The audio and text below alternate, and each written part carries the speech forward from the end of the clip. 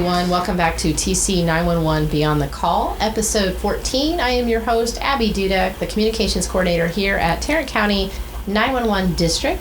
And today I am sitting here talking with Danny Willars. Hello. He is our security guy.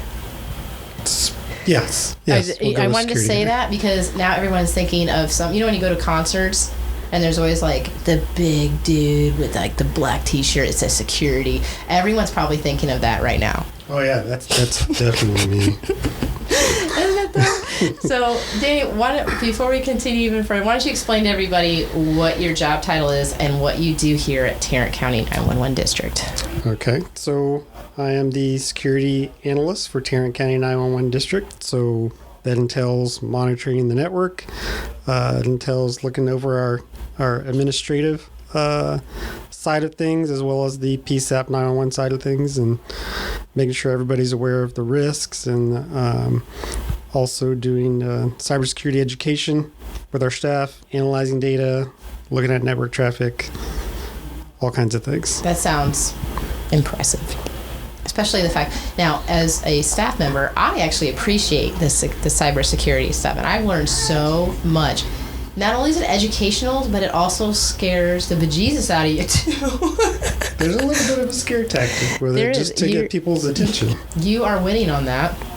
And that's not just for the 911 industry or the public safety industry.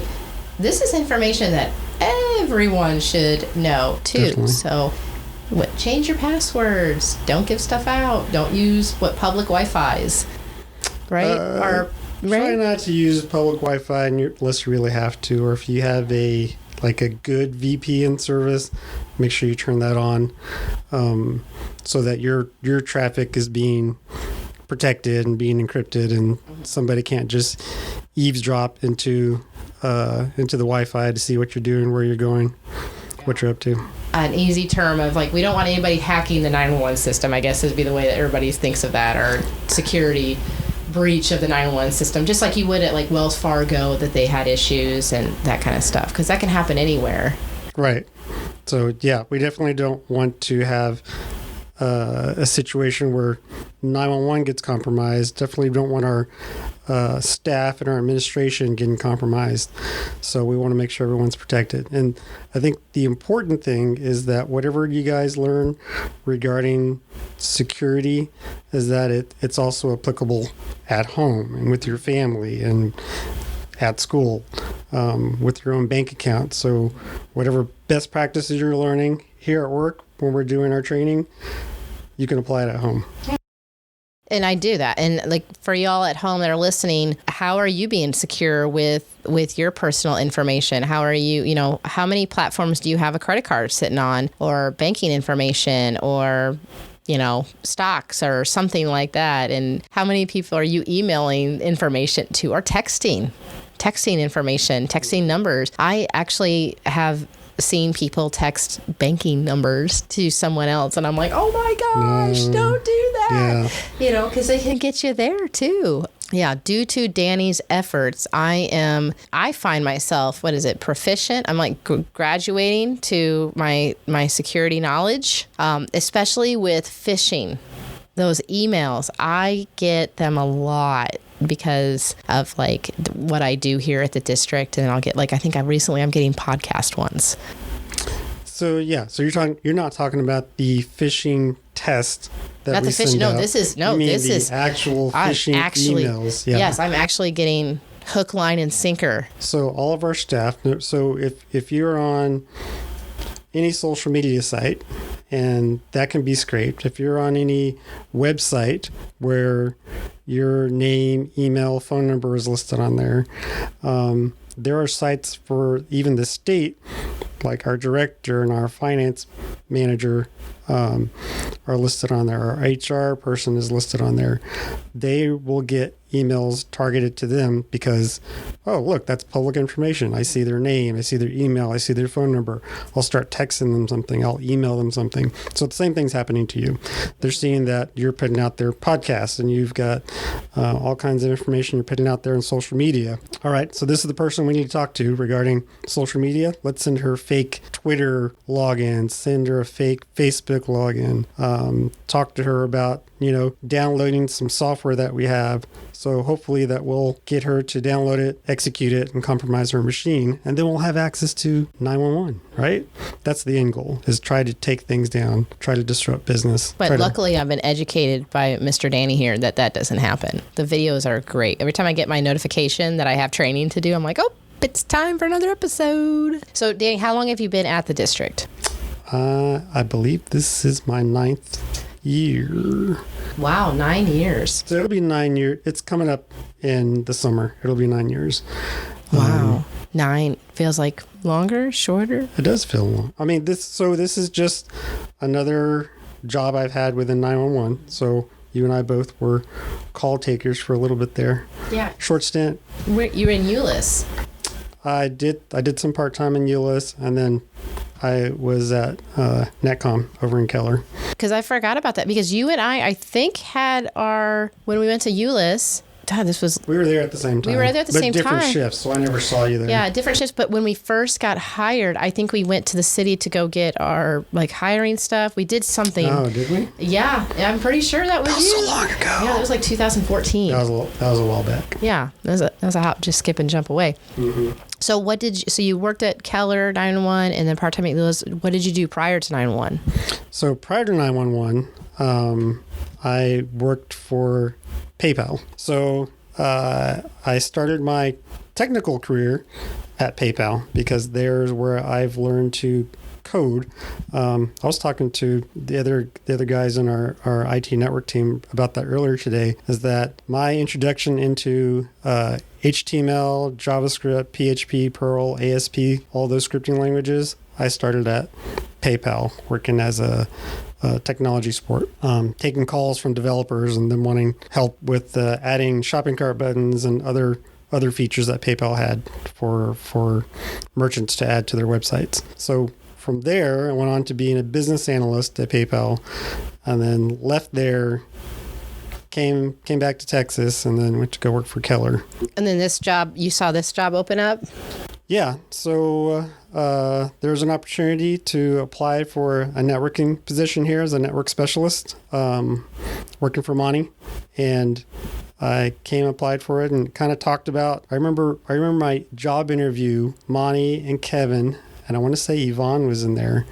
And one of the tasks they had me do was to draw up my home network. That's what Kevin said. And use the whiteboard, use any color of dry erase marker that we have up there. So I drew, my house, and I drew kind of like the whole area around the house, and I drew the pylon where the cable was set up, like in the back corner of the backyard, and just drew a cable coming down from there to the house, and explained, okay, and then from there it comes in the house over coax cable to the router, and then there's Wi-Fi access points, and kind of how I got everything set up in the house. And I guess that was impressive enough for them that they said, all right, he's our guy. You knew your mapping of your house. I could draw.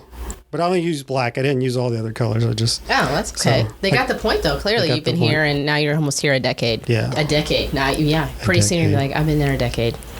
10 years, yeah. Oh, that's crazy. Did you get anything at 10 years? Do we get like a pen or something? You know how some jobs will do I don't know. I have so many things right now. Umbrella, a pen, a jacket, a shirt. And I'm going to give you guys a cup, too. Oh, okay. I think we've had quite a few cups. Well, this is the new one for this year. Okay. So I'm just saying. Does it say new cup? It says new cup by Tarrant County 911 District. Have a nice day.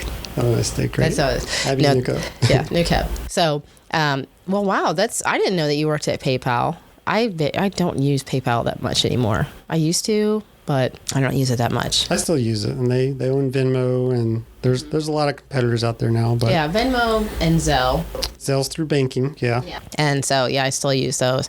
And what was the life prior to that? Some school, worked in retail. There's just, that's way back. That's a ways back, and that's kind of hard I'm old now. Come on. I knew you were going to go there. You're like, Abby, I can't remember that far. I can't remember that. Oh, come on. No, but that's great. And that's what a nice kind of like snowball effect to go into your career here at the district is, working at PayPal, doing the technology there, and then going into 911, learning that, and then fusing those together.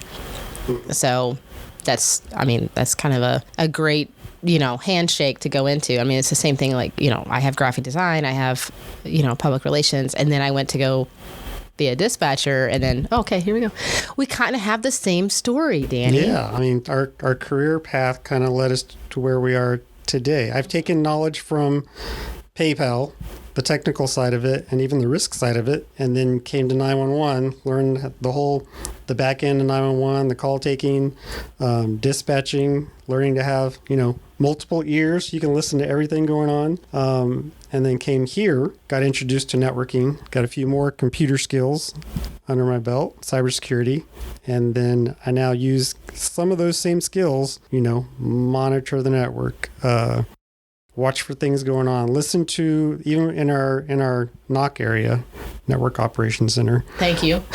Everybody's like, the what area? I think we said PSAP, Public Safety Instrument Point. Yeah, and we're not a PSAP, so yeah, we got to say what the NOC is. It's Danny's work area with all of his team there. IT, network security. So yeah, I mean, just kind of, I keep my ears open, all my ears open now to say, okay, what's everybody talking about? Because maybe it doesn't directly impact what I'm doing right there at the moment. They may say something or mention something going on or alert they saw, and I may have to go, could that be something that I need to be aware of? Or could there be another log or alert or something that may be related to it? Oftentimes not, but there is a chance that it could. So we need to be able to kind of track it down and to kind of explain. One of the things I do is, like, when you receive a phishing email and you report it, it goes to be examined, analyzed, and then I get an alert as well where I'll go create an incident and kind of follow up on that and go, okay, who's the sender? What's the IP address? What country did it come from? Was there an attachment? Was there a link embedded in the email, or something else malicious going on? And I'll investigate the attachment. I'll investigate the link, see where it goes to. Were they trying to steal credentials? Were they trying to get you to download software or some other type of exe or batch file of some sort? And then from there, if it seems to be malicious, then I'll build intelligence or filters around it to say, okay, if we see something like this again and it has the same markings as this, let's just block it so that it doesn't not just come back to you, but come back to anybody else on staff. There's a lot of kind of follow through, and then reporting it to, okay, whoever sent the email, whoever's hosting the site that has the malicious code, or whoever may be able to also create filtering or have a way to block it. So it's not just us that benefits from going out there and finding these things, finding the bad emails and finding the bad links. That's also shared. There's multiple agencies that share threat intelligence. The MSISAC, Multi-State Information Sharing and Analysis Center, that's one of them. DIR Texas, they also have threat intelligence. And then all the big brand companies like IBM, AT&T, Apple, they all have threat intelligence teams that when you report these things, then they take it back to their products or their applications and they say, okay, if we see signatures of this, or we see attributes that match any of this, then we're also going to block what's been observed out there, what they say in the wild. So just after clicking that button, that's all the stuff that happens behind the scenes there, which is, that's good. That's good. So I appreciate what you do, and I know the district definitely appreciates what you do because it keeps us out of, It's a daily battle. It's not just, okay, we have a firewall in place, so we're good, right? No. We have spam filters or mail filters in place, so we're good, right? No. That has to be constantly tweaked and analyzed, and we have to make sure that those applications, those devices, those network devices that we have in place, we need to make sure that they're doing their job and that they're still up to date. Kind of like what we also send out to staff is, hey, make sure you guys reboot your computers, reboot your phones, make sure the software updates and device updates get applied. We have to do the same thing with the security appliances that we have in place as well. Apply updates, apply additional content filtering, and etc. Again, this is how we're doing our security here at Tarrant County 911, and this information is vital to other organizations, businesses, and your own personal, things. You have to be really careful on what you do out there in internet land and what you're doing. And I know everybody pays bills that way. Nobody really pays, gets paper bills much anymore, and everything's paid online or over the phone or whatever, how people take care of stuff now. And yeah, it's definitely been a learning lesson for me in different aspects too. I'm just like, okay. So do you use your same password on your bank account that you do on your social media? No, I do not. No. Would you have done that maybe 10 years ago?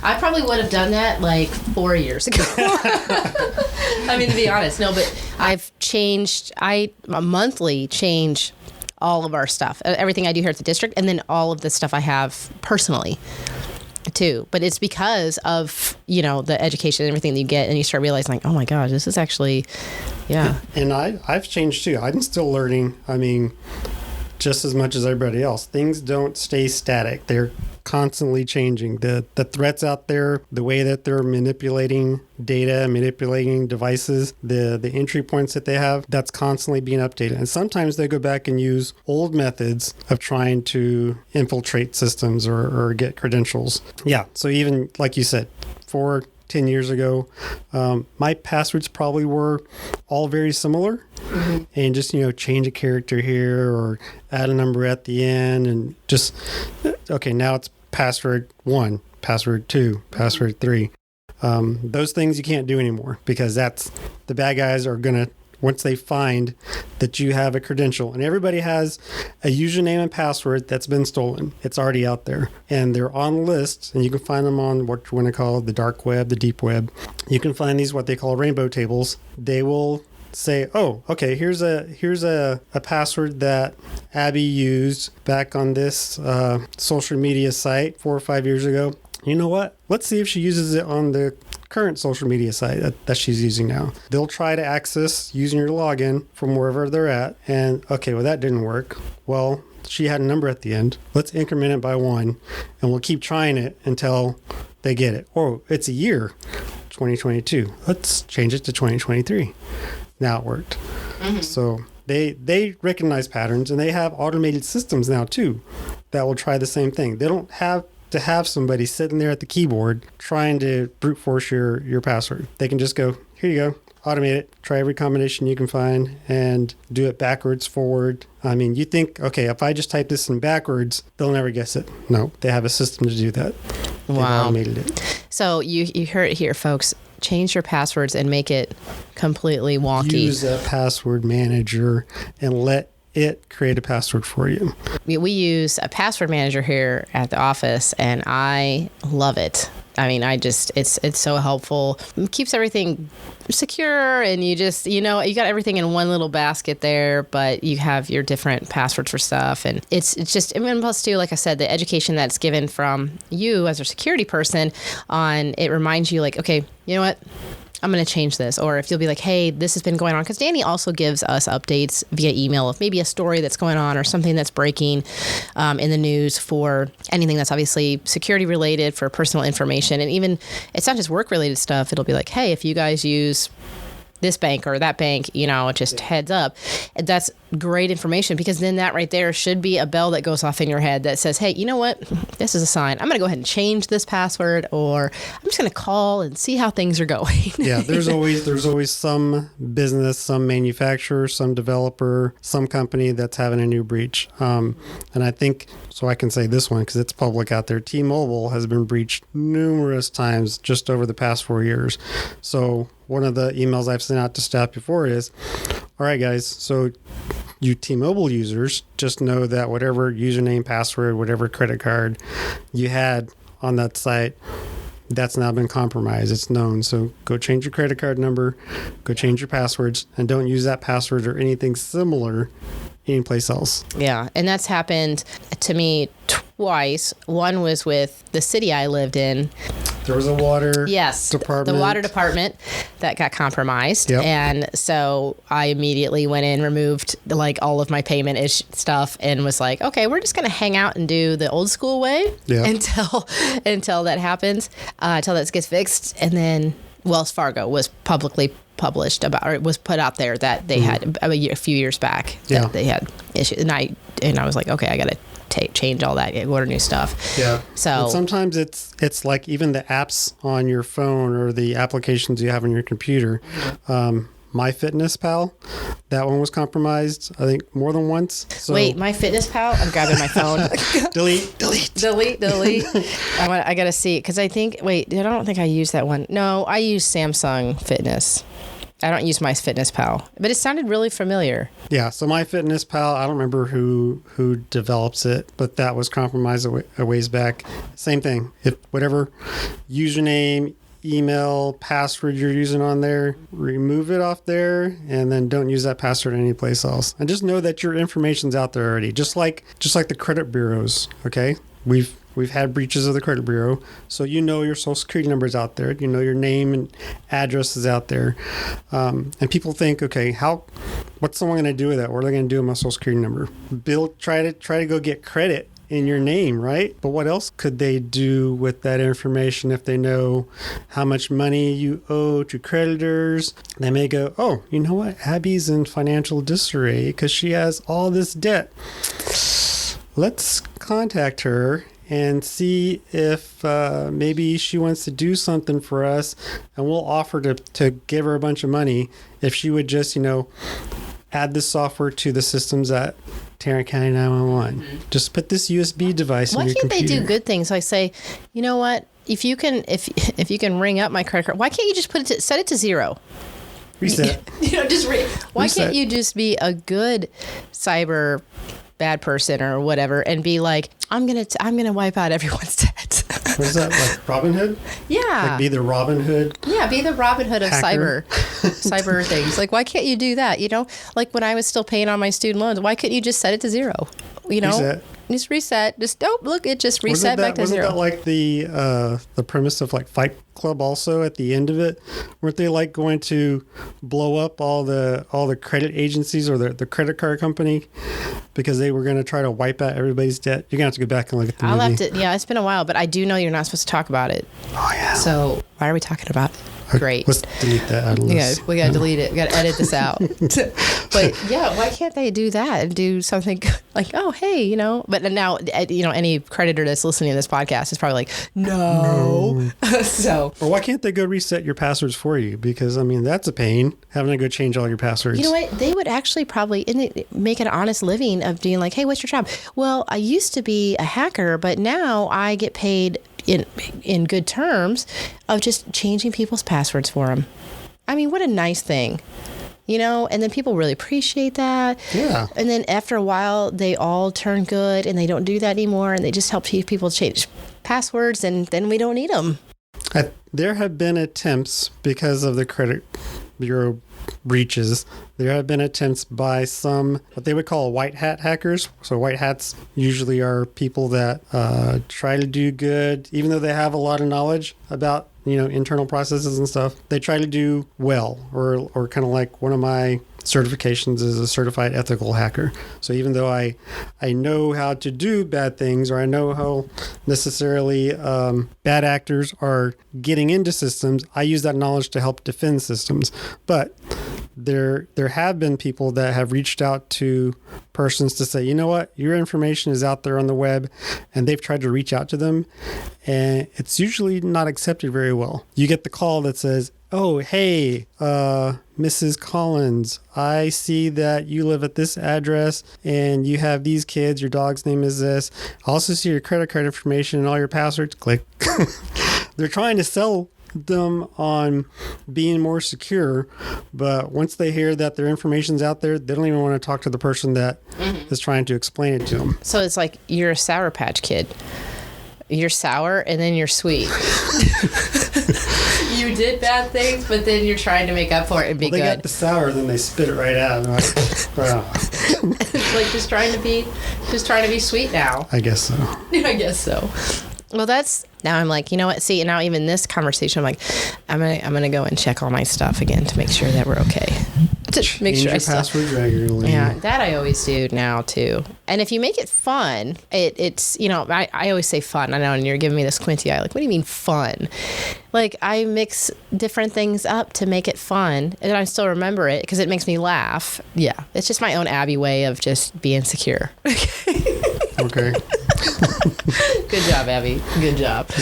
That's awesome. Well, Danny, thank you so much for talking to us. Do you have any words of wisdom to leave the public with besides change your passwords? Change your password. I mean, don't leave your information out there.